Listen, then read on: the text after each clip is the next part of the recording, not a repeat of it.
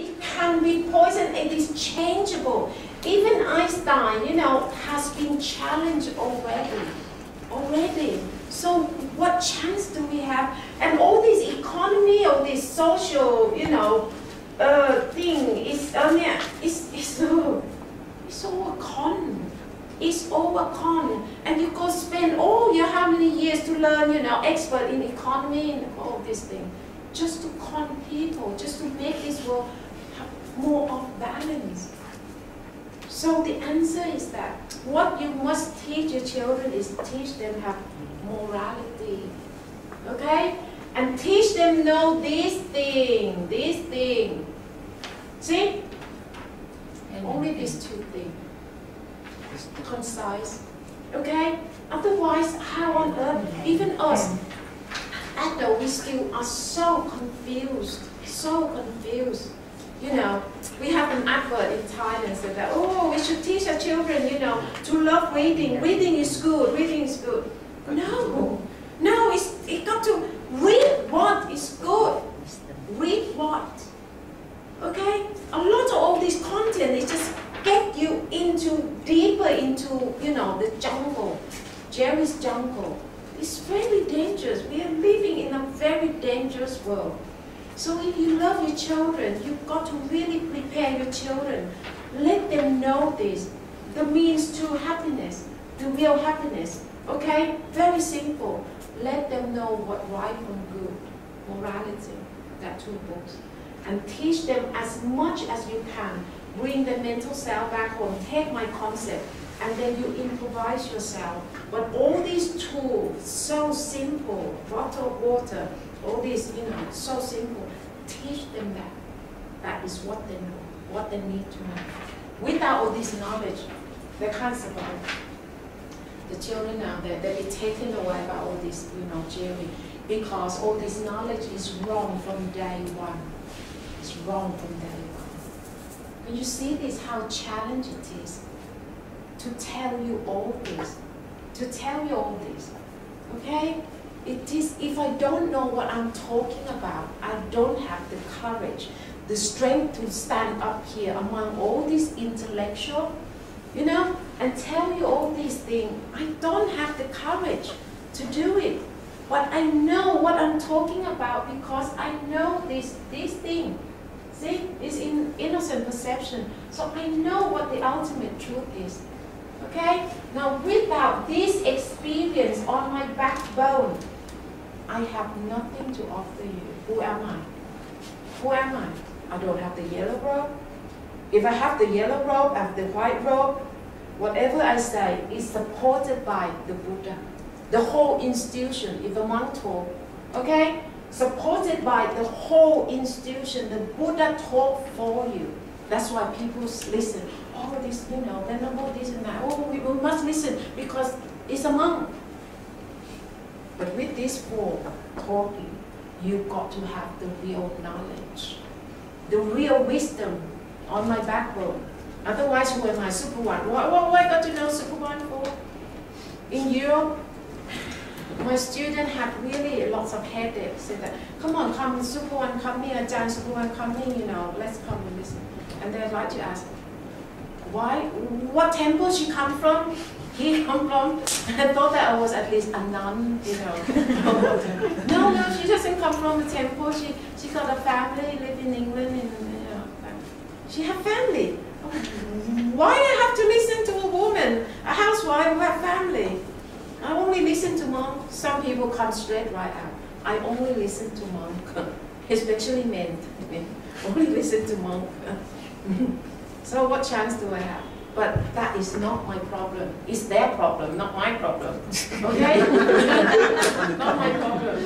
Because I always think that the people who come to my radius that is willing to listen to me are those lucky ones. You've got to have the perfection ripened enough. Otherwise, you won't come near me.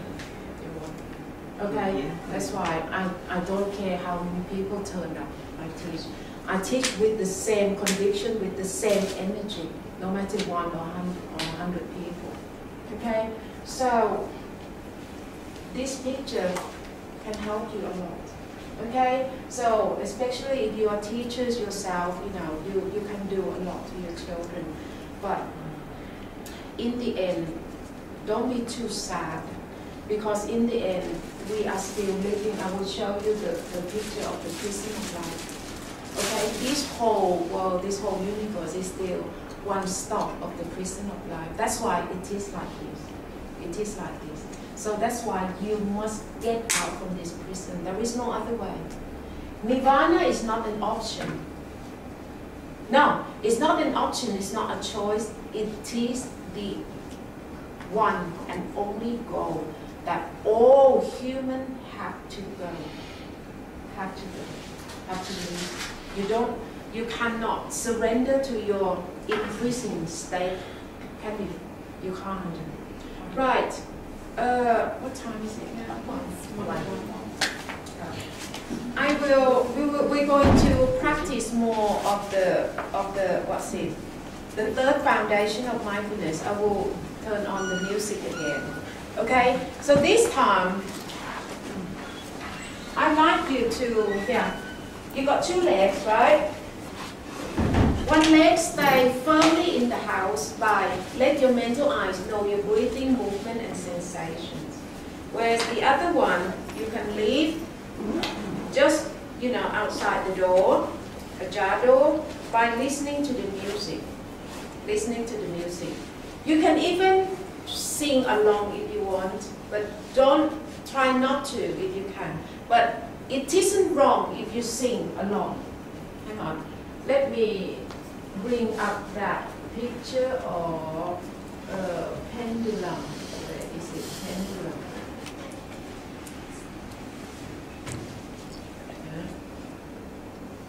Okay. So when the music comes on, now this is your consciousness element or your mental self. Okay. So when you listen to music through your ears, okay, of course Jerry will come in and Jerry will try to consume you and take you to this. Okay, so you must be very mindful when this happens. Okay, so know your breathing, know your movement sensation, get the beats or move, you know, doing something on your foundation of mindfulness. So when you're on your foundation of mindfulness, Jerry is trying to take you away. But it can't, because this is a control situation. You've got the meditative strength. So Jerry can only just to, you know, scratch you here, lightly. It's always subject to how you react to the music, to the song. If you have a very painful or happy memory with that music, you went to see Titanic with your boyfriend, girlfriend, or these things, it's all flood back. Okay, and then will affect you in either way.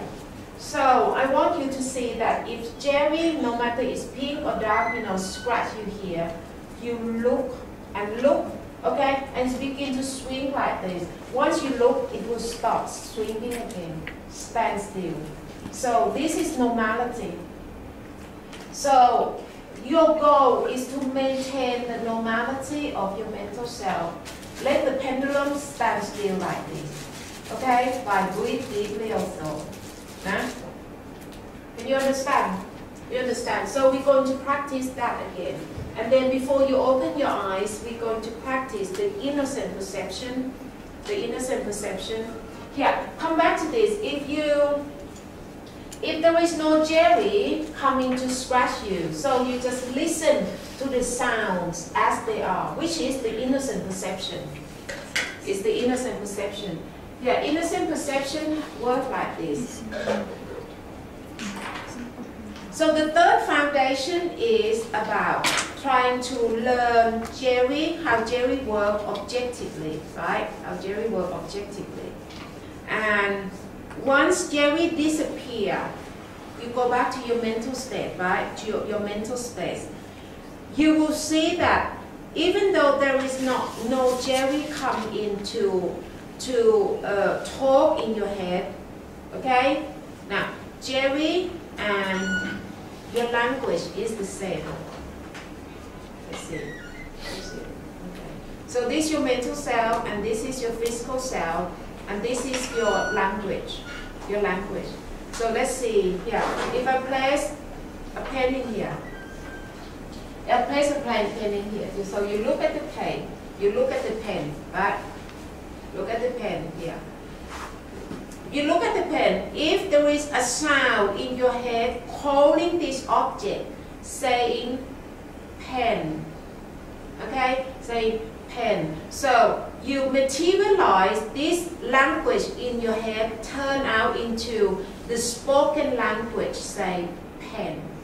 So your thought that you talking pen in your head and the language, the material language that you come out, they are the same. The same but in different form. This in the energy form, this in the material form. Even though it's sound, I still class as material form. Okay? In my book, I said that Einstein 2, Buddha 1. Einstein 2, Buddha 1 is that Einstein class this as 2. Hang on. Yeah. You see? Einstein separate all these sight, sound, smell, taste, and texture, separate into two words. Two words, that is mass, okay, and energy. Mass and energy, two words. But the Buddha used just one word, okay? No matter it's sight, sound, smell, taste, and texture, the Buddha called by just one name, Rupa, R-U-P-A. So the Rupa, according to the Buddha, he doesn't only mean the physical body only, no. The word Rupa, the Buddha means your physical self all the way to the end of the universe, to the edge of the universe. Because Rupa covers absolutely everything in terms of the ocean of the universe of sight, the universe of sound, the universe of smell, the universe of taste, and the universe of texture. Okay? That is to the Buddha under one name, Rupa, which covers from you to the end of the universe. Absolutely everything. Okay? Whereas Einstein separate into two words, mass and energy. So, you know, sound, electrical wave, all these things. Okay? Magnetic field, all these things is all in Einstein term. Because Einstein only know this external world. So mass and energy. So please understand that my term of energy has nothing to do with the word energy in Einstein meaning. Because Einstein doesn't know this internal world, this inner world. Okay, so my energy, you know, I thought that, you know, the term energy, okay, it can be used to represent all this jelly because you cannot see, but it's still got that energy force in there. Okay, but it's not the same meaning, absolutely not the same meaning. Okay, so where was I at that? Okay, so you understand this, huh? Huh? So come back to this. I will try to link for you to go back to the innocent perception. So the word pen in your head that taught by Jerry and the sound pen in the material form, in fact, is the same. But this energy form, but this is the material form. Okay? So, however, when you bring your mental self back home and then you take away Jerry, when Jerry goes away as well is your language. Away as well is your language, okay? So, the pen, this object is still in front of you. You can still see this without talking in your head. Without, you know, talking in your head. You can still see this. And this perception become innocent. Innocent. So innocent perception, it means that you will perceive the object of sight, sound, smell, taste, and texture without talking in your head. So you have to keep your mind absolutely still and quiet. Okay? So we try that, the innocent perception, before we go to the botanical garden. Because